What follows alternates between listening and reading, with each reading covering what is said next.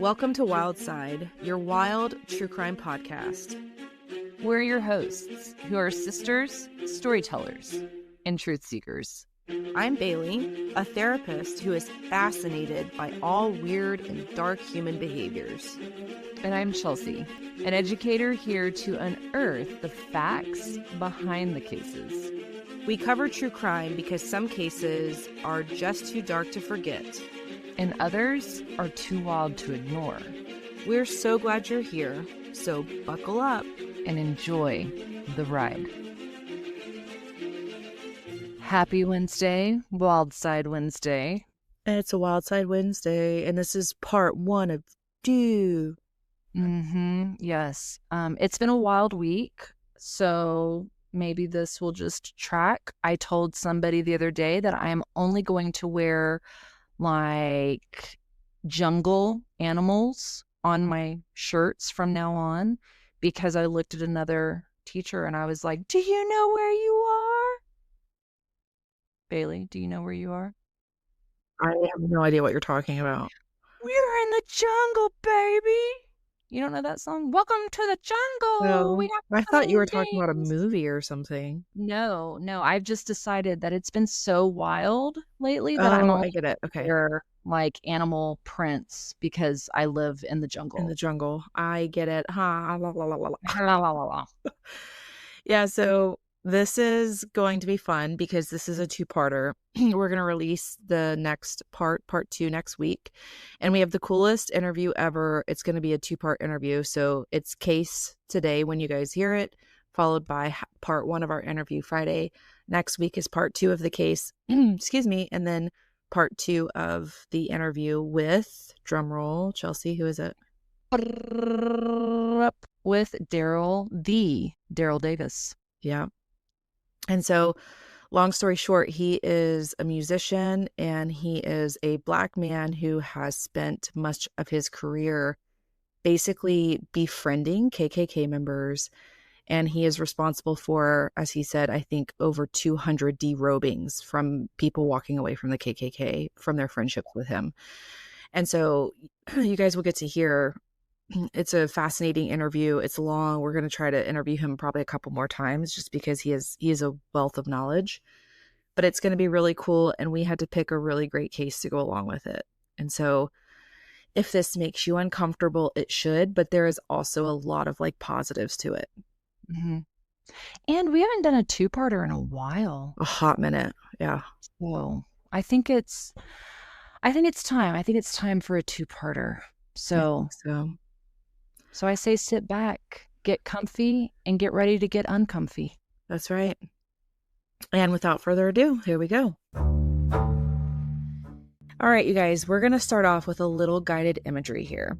And I want you to close your eyes for a second and picture a folding chair in a sweltering hot room. You feel the sweat forming on your forehead, dripping down the back of your neck. You hear the constant humming from the fluorescent lights and the spinning from a metal fan trying to cool the hot, stuffy room. Scan your eyes over to one side of the room, and there sits a Black woman in a church dress sitting straight as a nail. That is Ann Atwater. Sitting with her arms crossed, her chin set, and eyes that say, "Try me." On the other side of the room is a white man in dirty work boots with a Union card in his wallet and a KKK card in his pocket. That's C.P. Ellis. His jaw clenched, arms on the back of the chair like he owns the place. Now I want you to imagine the tension in the room. What do you feel in your stomach right now? Is it butterflies?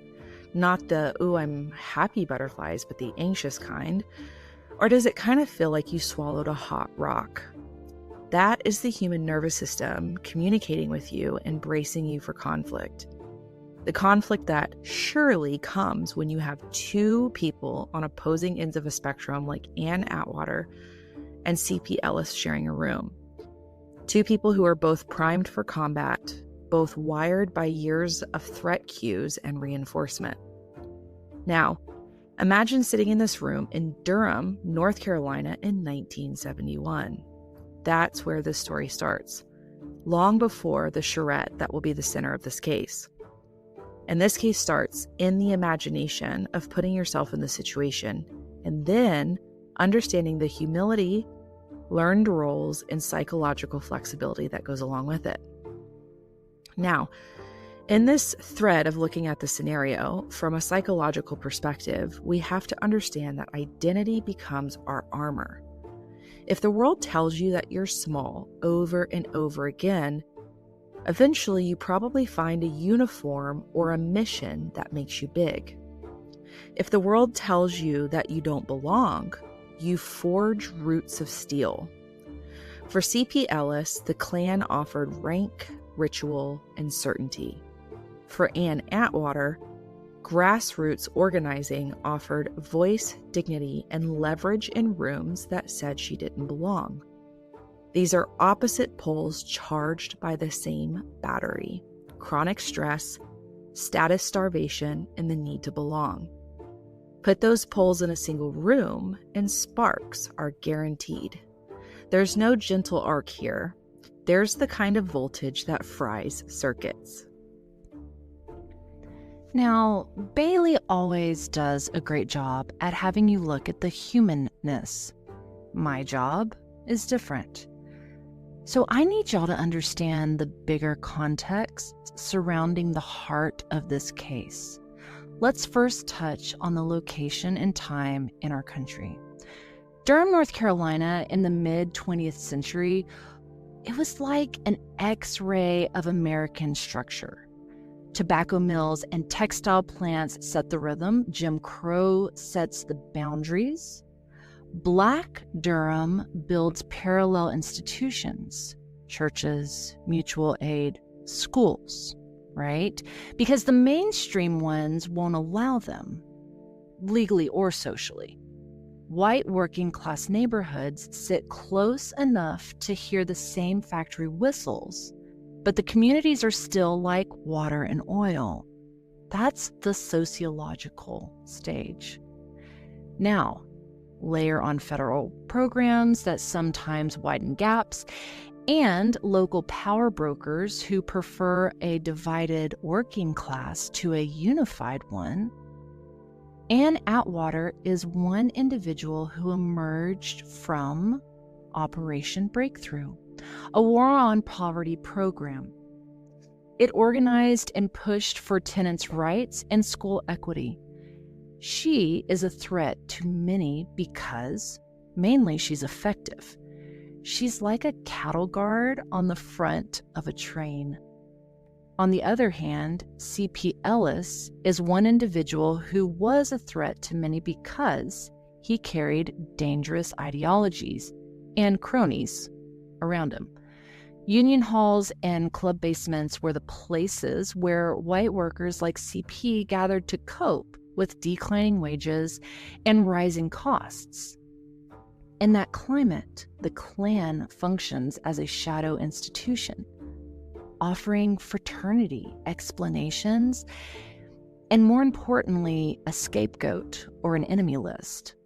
This is the recipe for combustion. Segregated institutions teaching segregated instincts. When a Black woman shows up demanding a fair shake, she's read as a trespasser. When a white man clings to fragile status, he's read as a bully. The social order depends on them never sharing a table as equals.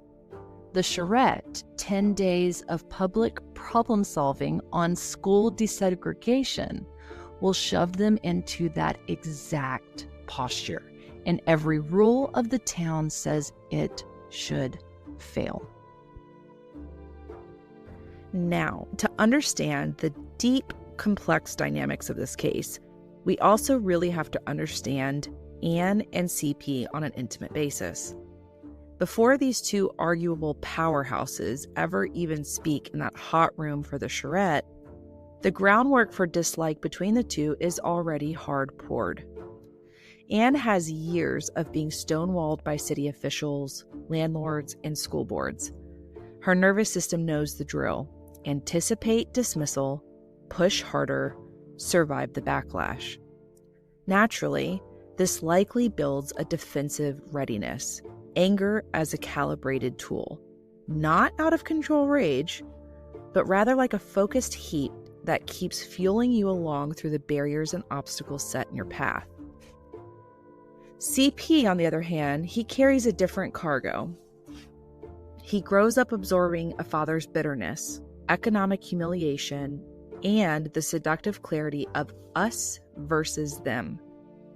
In cognitive terms, we'd call it a closed explanatory loop. And this is where life hurts, so we blame that hurt on the designated outgroup, and then when another group affirms you, and this reinforces the narrative, it cements it. In this case, it's not the Democrats versus Republicans or the rich versus the poor, but unfortunately, the whites versus the blacks. Each Klan rally, each nod from the hooded circle adds another layer of myelin to those pathways. This isn't a description designed to excuse, but rather to help us understand a well-oiled machine. But, our friends, machines can be dismantled, but not without the great cost of friction. A machine, like Bailey said, doesn't grow out of the ground. It's created by humans. So let's talk about the pressure cooker that was Durham, North Carolina in 1969. It begins with a school that starts to burn, literally. The East End Elementary School. The fire is labeled quote-unquote suspicious, but no culprit is identified or charged. A crucial detail here is that East End Elementary serves almost entirely Black students from the East Durham neighborhood, a historically segregated area. It is one of the poorest and most neglected schools in Durham city school systems at that time, and now it displaces hundreds of Black students, forcing them to attend overcrowded, underfunded facilities elsewhere. With the burning of East End Elementary, it begins to crumble the city's plausible deniability that separate systems are fine. This starts a social rupture. Suddenly, every parent, teacher, and official has to look directly at what separate but equal really means now that a Black school no longer can hold hundreds of Black students. Now, in tandem of this timeline in Durham, the state courts are already pressing hard on desegregation compliance. North Carolina is under scrutiny from federal monitors, and Durham's leadership knows they can't stall much longer without drawing national headlines. They need a local fix, something that looks collaborative before the Department of Health, Education, and Welfare steps in. So the Charrette model is chosen. What is a charrette? Well, I'm glad you asked. A charrette is a planning process borrowed from architecture and design, where people from different sides of a problem are locked into the same room until they map out solutions together. A forced process to reach an agreement. So in theory, it's about collaboration. Gather the community, talk through differences, vote on priorities. But in Durham in the late 60s, that setup carries risk because shared process means shared power, and shared power threatens the very hierarchy the city has quietly depended upon. What looks like a civil workshop on paper, in reality, it's a high-voltage experiment in control, one meant to calm federal pressure while keeping real authority exactly where it's always been.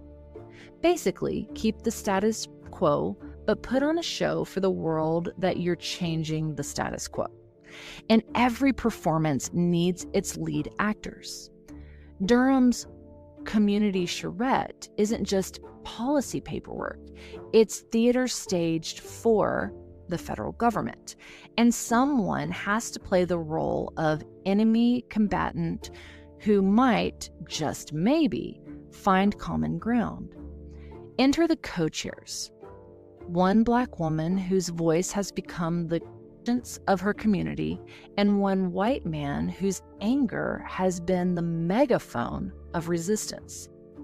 They don't just represent opposing views, they embody the two sides the city wants to neutralize. Now, does anybody want to guess who are the main characters in this charrette? I think you guys have a good idea. Ann Atwater and C.P. Ellis, both highly respected leaders within their bubbles and respective communities. Ann comes from a family tired of dilapidated classrooms and unequal resources. She's a voice for the Black community, and she is a force to be reckoned with. C.P. Ellis arrives with his own constituency, white parents fearing loss of control, and white workers who've been told that if they lose this fight, they lose what little standing they have left in this world. Now, before we get into the highly anticipated charrette, we need to dive into Ann Atwater's background. A background that is not just a tidy little story, but something that permanently welds her to this situation.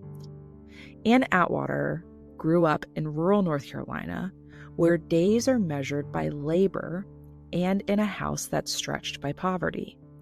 This, along with other experiences of hers, carves Ann into a defender, someone who learns young that safety doesn't arrive unless you argue it into the room. By the time Ann becomes a mother, she's already developed a core survival pattern: scan, confront, and insist. Not chaos, but competence. And her anger is not like wildfire. It's not all over the place. It's much more precise and controlled. Ann ends up in an advocacy role because of her upbringing. And she begins in Durham teaching neighbors to document the poor conditions that they're living in. She encourages them to call as a group, to show up with witnesses and a clipboard, teaching them that because records are a counterweight to "we never heard about that," the responses that they would get. In a segregated city, that looks like insubordination to some. To the white establishment, Ann Atwater is misbehaving. She is out of her assigned lane, but to her community, she is a vital institution. So by 1970, if you say, "call Ann," you're really saying activate an alternative system of governance. So if you take a step back and you zoom out, again, we're looking at Durham's public housing stock in the late 1960s, and it's a sociological case study in sanctioned neglect.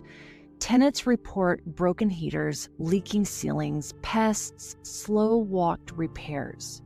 These are not isolated maintenance misses. They're features of a system, really, that assigns lesser value to Black families and poor residents while insulating decision makers from consequences. And that setup, it's kind of like an aura or a theme of politeness, if you will. It functions as a control technique, as a control technology. To be nice, be patient, accept your place, right? The key organization was Operation Breakthrough, which started in 1967. The War on Poverty was what it funded. This is where Ann Atwater mostly organized Black renters in East Durham. Her organizing, often under Operation Breakthrough's umbrella, disrupts that choreography. This will be important to understand as we start to zoom in on the charrette. On top of the segregation and terrible housing crisis at the time, education policy in Durham currently adds to this battlefield. So you have to understand, this is post Brown versus the board, where the South really develops a toolkit to stall integration. And that happened back in 1956, right? So we're kind of in that time frame where it's still fresh in everybody's mind, but it's becoming more established. Freedom of choice plans that preserve segregation, school zoning that map out the housing segregation, they're being questioned more, right? And this is language that sounds neutral, but it's still replicating these old ideas. Durham is not unique. It's exemplary. Black parents are told to wait for orderly progress. White parents are told that any acceleration will harm quality. In other words, policy frames inequity as prudence.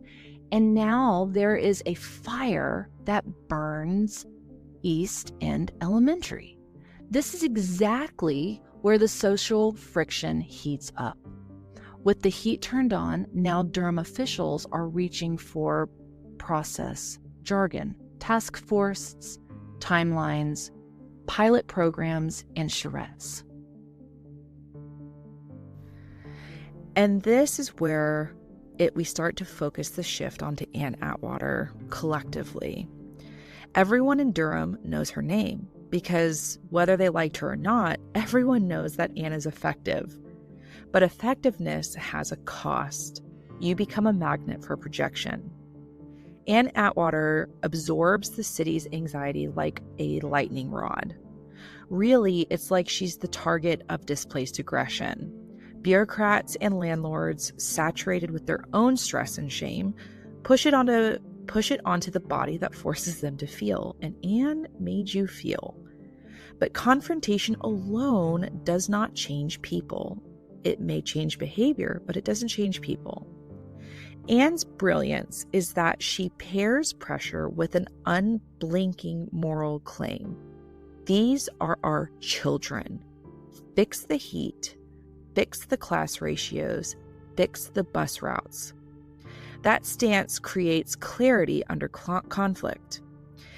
In kind of like a identity psychology perspective, clarity tends to shrink the space for gaslighting, right? We start to understand the world around us more clear when we have more information and more knowledge and exposure.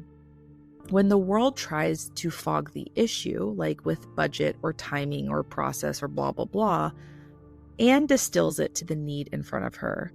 And the result is momentum. She makes things happen. Families who once felt powerless begin to borrow Ann's posture, chin up and voice steady. When the city treats Ann's neighbors like they're lucky to be in crumbling buildings, Ann flips the script on that too. She knocks on doors to recruit. Each no she gets becomes data for her cause. Each maybe becomes a lever, and each will see is a timer that starts counting down. And crucially, Ann can hold discomfort without folding. When officials raise their voices, she does not shrink. She stands 10 toes down. And that's exactly the type of character guaranteed to give Durham officials a great performance. Just like there were two ends of the room, we're going to talk now about C.P. Ellis. C.P. Ellis's origin story is really more about humiliation, believe it or not. C.P. grows up poor in a world where masculinity is measured in provision, and he just can't provide. That kind of childhood stamps the nervous system. Shame becomes chronic, and when shame becomes chronic, the brain hunts for a place to offload it. And, Bailey talks a lot about this because that is her background, is trauma. And, when in this field of trauma, she always talks about it as this externalized regulation, right? So instead of collapsing inward, a person looks outward for the villain. I think sometimes she's referred to it, Bailey, haven't you referred to it as the scapegoat? Yeah. Essentially, like you're just looking for a reason or looking for an object to divert your anger towards or project your anger onto. Is that right? Correct. Now, someone has to be the reason he feels small. Someone has to take the place of the father who was drowning in his own powerlessness, the society that ignored the working poor, the system that says you are less. Let's not forget CP's actual structural context. Durham's white working class was used deliberately as a buffer caste. Mills and factories needed them to stay angry at someone so wages could stay low and unions could be fractured. The Klan in that era functioned as a shadow civic institution for white working men who felt politically invisible. It offered mutual aid, influence, job connections, and the illusion of power in a system that otherwise exploited them. Charrettes, school committees, board meetings, these were spaces socially where white men expected deference by default. But there is a group that gives CP a name, leadership, camaraderie, a purpose. And that, for him, was the KKK, or the Ku Klux Klan. Early in his life, CP ended up going to a funeral of a Klansman and was stunned at the turnout, stunned at the order, the uniforms, the respect, the structure.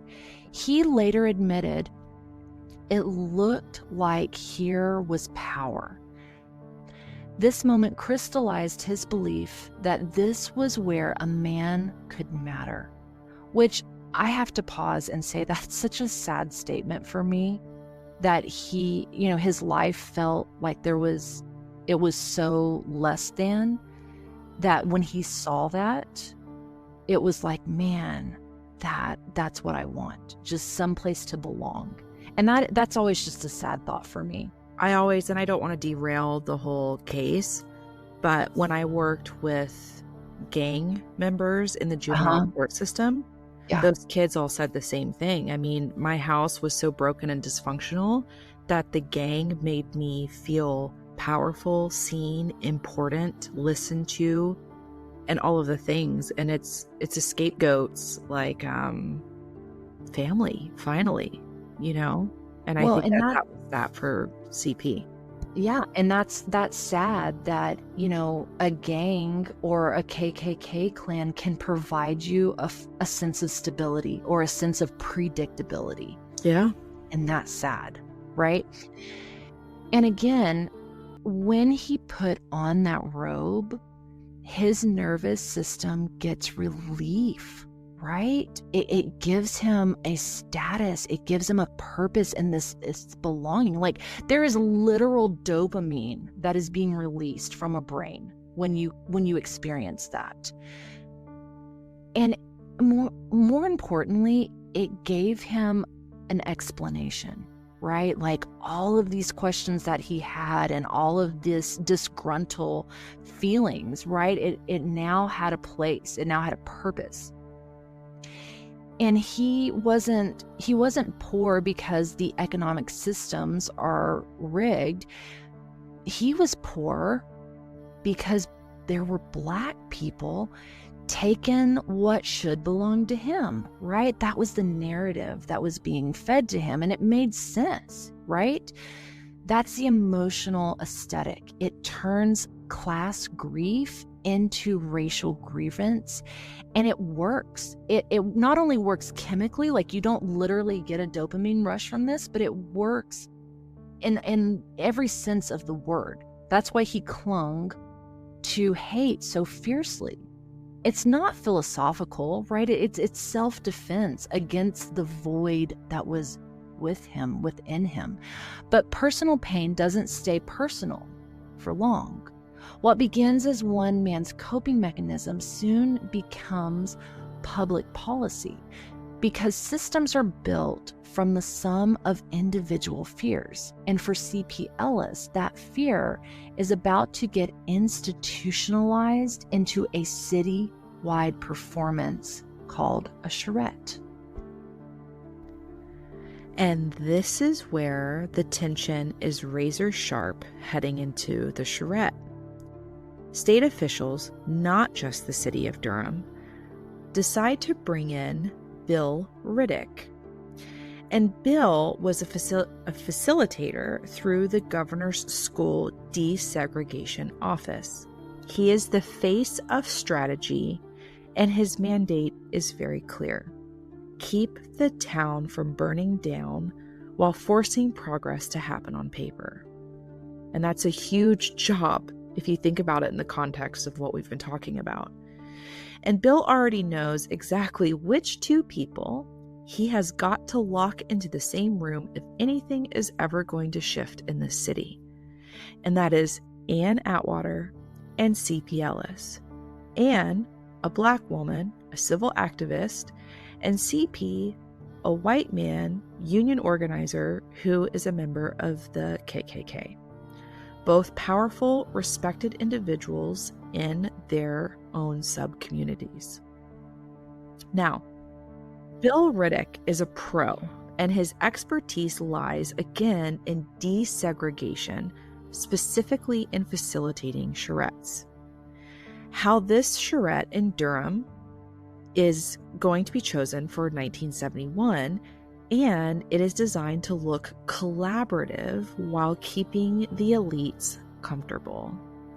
But Bill has arguably something up his sleeve.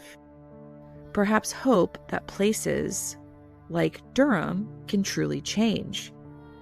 But even with hope, Bill knows it's not enough. He needs leaders of the community, no matter how polar opposite they are. He knows that naming Ann as co-chair guarantees stories that were never meant to make an agenda. And across from her is the counterweight, C.P. Ellis, carrying his own constituency and a sworn allegiance to the hierarchy. Now comes the formal announcement, the pairing that will define them both. Ann Atwater, the voice of Durham's Black working class, and C.P. Ellis, the exalted cyclops of the local Klan, will share equal chair power, co-chairs. Just to quickly pause, I've got to emphasize the significance of this moment. Ann and CP are not just names on a roster, they're avatars of their world. Ann represents a Black Durham demanding equality without fear of backlash. CP embodies a white Durham desperate to keep the myth of supremacy intact. Place them under fluorescent lights with reporters circling and city officials peering in, and you can feel history humming beneath the floorboards like a live wire waiting for contact. And I have to say, the history nerd in me is always like, did they know? Did they know that this was going to be historic, or was it just another day? And I have to lean towards, like, they had to have known that this was something big. Or at least that's what I would hope. When Bill Riddick makes the pairing official, when he looks Ann in the face and says she will co-chair with the exalted cyclops, which that's such a wild name, the exalted cyclops of the Durham Klan, Ann's first feeling isn't fear, it is sheer disgust. She later said she felt insulted, like someone put sewage on the table and told her to eat it politely. I mean, what a great analogy, you know? Right? I mean, and can you imagine, like, the betrayal-based rage that she must have been experiencing? She's being asked to collaborate with the human embodiment of harm. I mean, think about that. Yeah, I mean, yes, like literally you said it well, the human embodiment of hatred, racism, and bigotry and harm. You know what I mean? Like all the things. Well, and I think, you know, it's just like if you are wanting to go, we're going to say to Disney, right? And you've never been, and your mind really creates what it's going to be like. And I feel like this is the same, but on the opposite end of the spectrum. Like, she has probably never sat across from a Klan member that she knows, right? She's maybe been around them, but she didn't know they were. And he has never sat across from a Black female in that sort of power and position. And don't you know that both of them had created this narrative of what it was going to be like, Sure. who these people were. And then you look at them and you're like, they look just like a person, Yeah. but they're not, right? Like, I can't even imagine how crazy that would feel. Her nervous system interrupts that as moral contamination, right? And she doesn't hide it. She tells people straight up, I don't want to sit at no table with no Ku Kluxer. I mean, fair. Meanwhile, at the exact same time, when the same pairing news hits CP, his reaction is different but equally dysregulated. To CP, it's offensive. He feels humiliated. His status identity, the one the Klan gave him, is being risked by proximity to a powerful Black woman. Shame again becomes the driver. He tells his buddies this is a setup. The city is trying to break him publicly. And again, I think for both of them, they interpret the pairing as a threat to their dignity, to who they are, right? People are probably going to think I'm crazy for saying this, but I would have given money to be historically in a situation like that, just to experience that level of just shock and like the polar opposites. You know what I mean? Well, and number one, absolutely. And number two, I kind of also like kudos to Bill Riddick for number one. Maybe he didn't have a choice, but for taking this seriously, and because it sounds like he actually put some thought into who he was in this, and good for him for being able to see this forward motion that could possibly happen. Yeah. Well, I was going to say it's chess, and that literally is kind of my next kind of sentence. This is where this whole system structurally, this is where city power brokers are playing chess. The mayor, business leaders, school board, they don't want blood on the streets. They don't want national cameras rolling, coming in. They don't want riots. So the charrette literally is their containment strategy. It's a performance, and in all honesty, probably an opportunity for none of the officials to get any blame with whatever decisions happen. They can dump them on the citizens of the charrette. Bill Riddick knows that pairing Ann Atwater and C.P. Ellis isn't just symbolic, it is engineered conflict resolution. If these two can talk without the city burning, everyone else gets to relax. That is the political motivation. And, you know, it's interesting because I would do similar things as a group counselor in treatment groups. You know, that probably sounds strange at face value, but I know the backstories of a lot of people, well, of everybody in the group. And if I know that this client has X, Y, and Z view, this client has A, B, and C view, but they would both really benefit from each other, then it would be like, hey, you know, Bob, what was your experience growing up with an alcoholic father? You know, and then this guy is an alcoholic father who his son is telling him that he hates him. And so like they're living each other's opposite experiences. You know what I mean? Yeah, you kind of set these things up. And so that engineered conflict resolution, I think, is a great kind of way to say it. In front of the curtains, so again, you've got all of the heavy hitter politicians behind the curtains.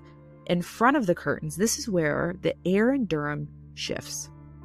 The Klan whispers CP is being baited. Black neighbors warn Ann that she is walking into a trap. Rumors are flying constantly. There's like a buzzing hive of fear, disgust, gossip, and adrenaline. The hate isn't just between the two people anymore. It is kind of like this ambient vibe in the whole community. In the working white class sections, you hear comments like, I hope they don't make that man shake her hand. In Black households, women tell each other, if he steps sideways, Ann's going to put him in the ground. Churches whisper, store clerks whisper, mill workers whisper, everybody's whispering. This isn't a quiet lead-in. It is fearfully, arguably, a pre-riot social atmosphere disguised as community engagement. Everyone is waiting for these two to destroy each other.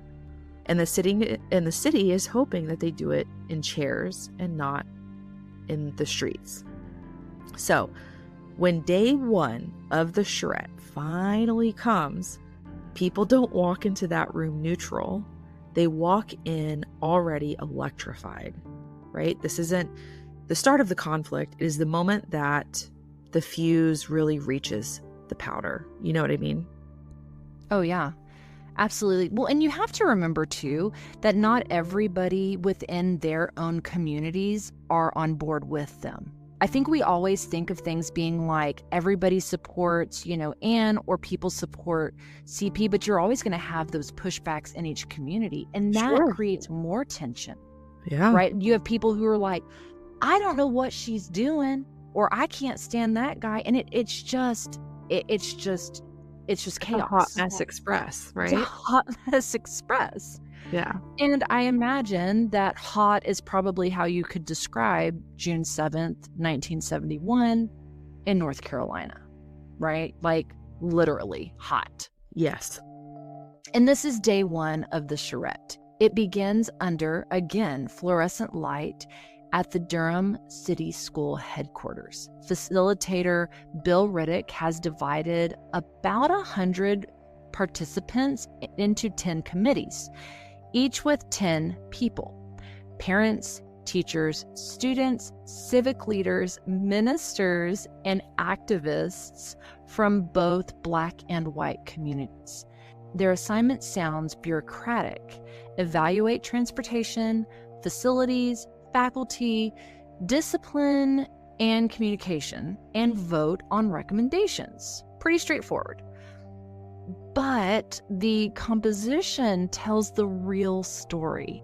10 days, 10 committees, 1 experiment in social combustion.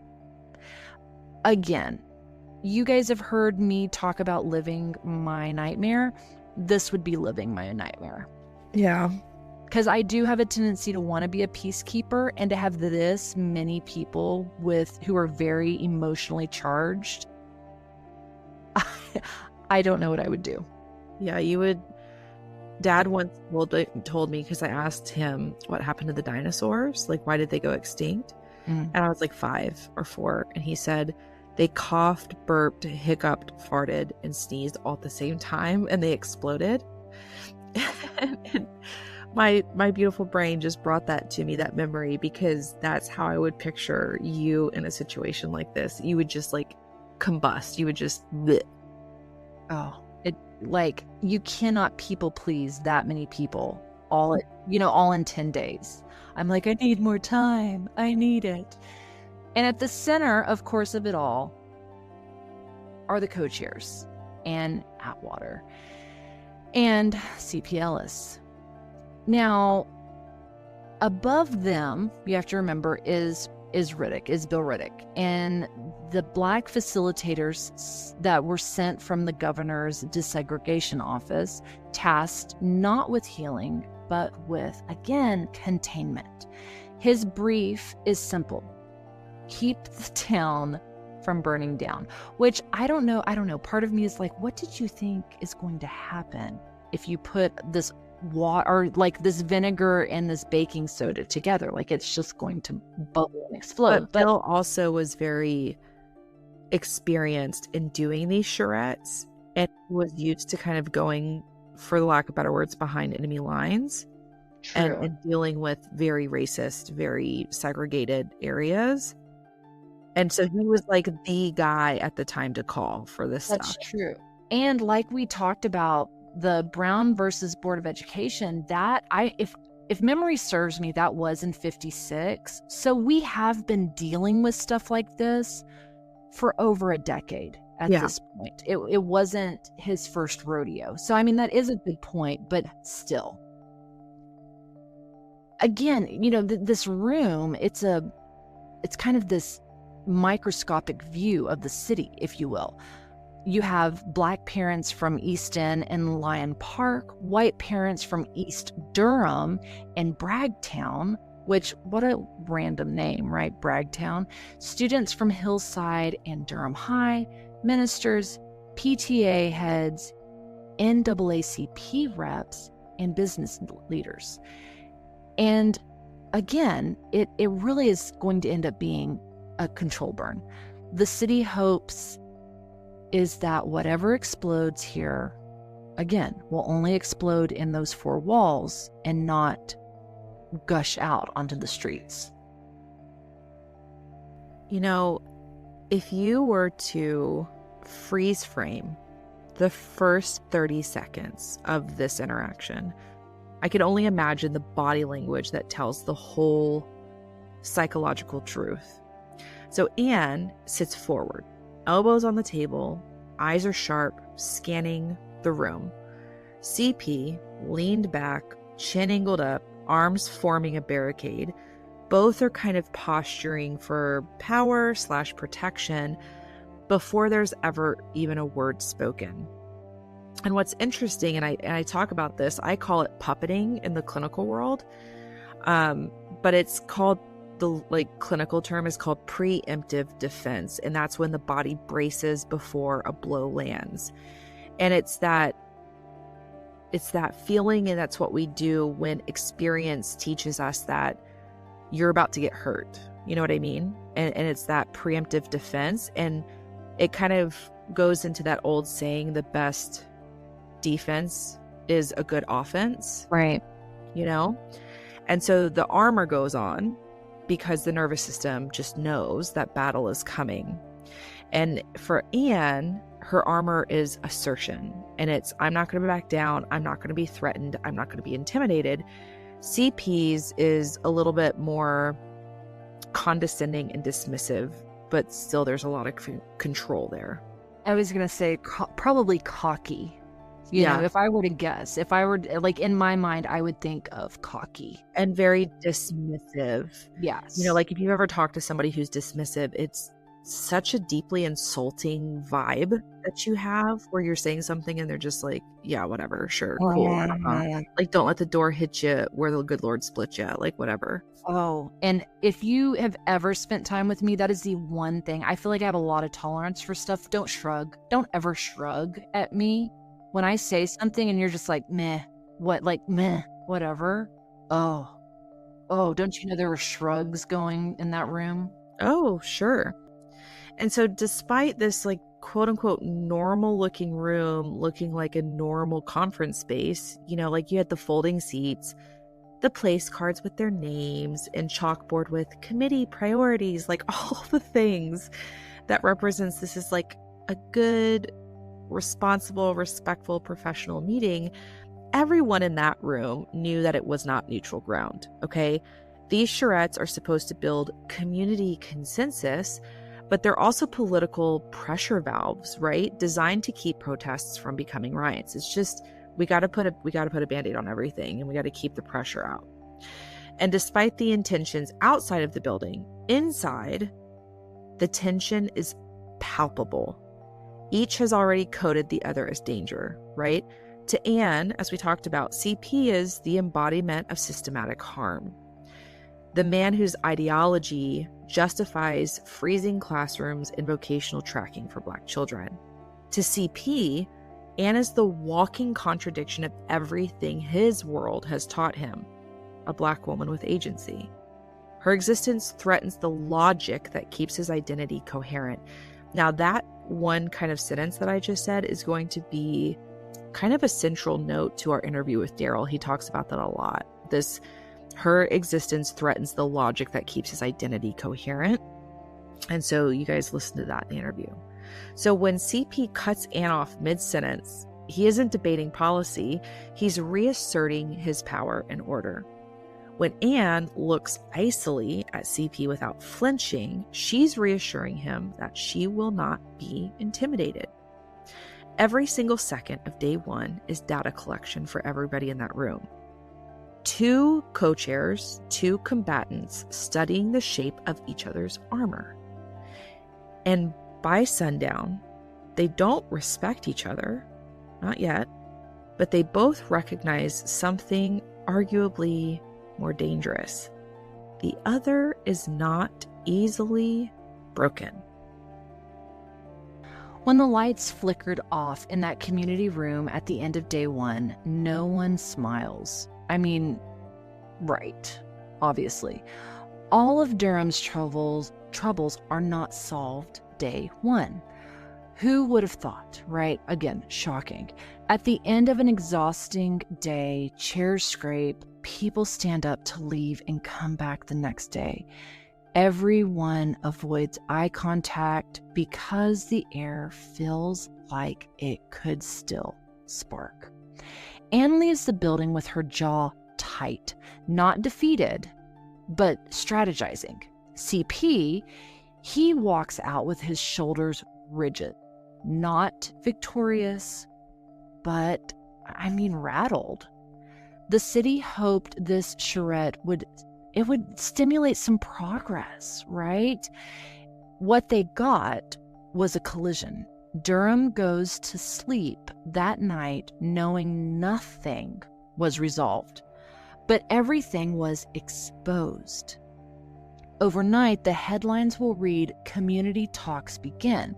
But the truth is, the fighting has only just started. Tomorrow, they will come back into the same room and somebody's armor is going to crack. Bailey, I can't remember. Have you sat on a jury? No. Okay, so, I don't know if you remember this or not, but I got to sit in and kind of thinking about this situation on debating and coming to a consensus. That is very much exhausting, is very much a word that I would use. Yeah. Because having to sit in a trial where it was pretty brutal, everybody had opinions. And it's so funny because you don't think that everybody would have a strong opinion, but every single person, when you're put into a status like, hey, you are going to be a committee, you are selected, it's almost like that gives people permission to not only have an opinion, but to have a strong opinion. Yeah. So, yeah, I can imagine that being in this committee room, it was just a bunch of like chasing their tail. Yeah. Oh, and, everybody responds differently. We've got our fight, flight, freeze, and fawn systems. And when I feel trapped, I'm a runner. I got to get out. I got to get out of this room. I got to get out of this house. I got to get out of this building. Like, I can't. And if I was forced to be stuck into like a charrette and having like, I'm sitting at a table watching this powerhouse Black woman with this KKK white dude. Right.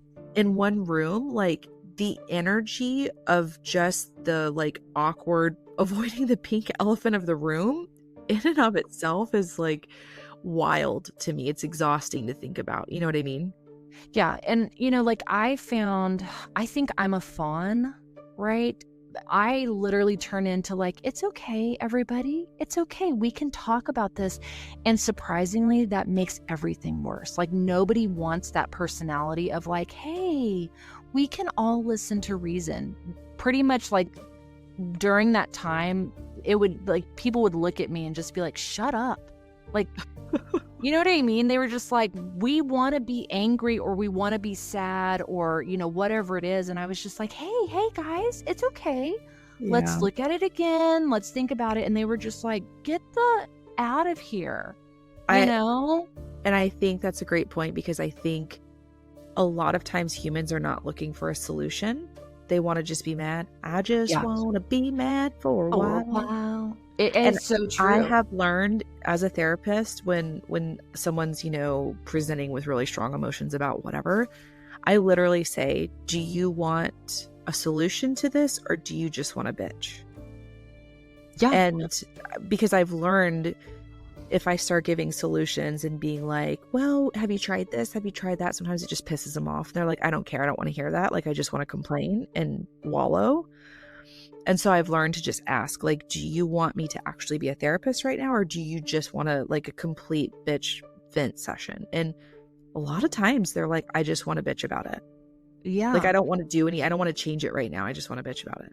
Well, and you made a really good point that you have not had to essentially not fire a patient. That's not the right word that you've used, but essentially, like, you had that one client, that one patient that was like, whatever it was about you, whether it was like the redheaded thing or the woman thing, and he was like, I am not going to listen to anything you have to say, even if he agreed with it. Yeah.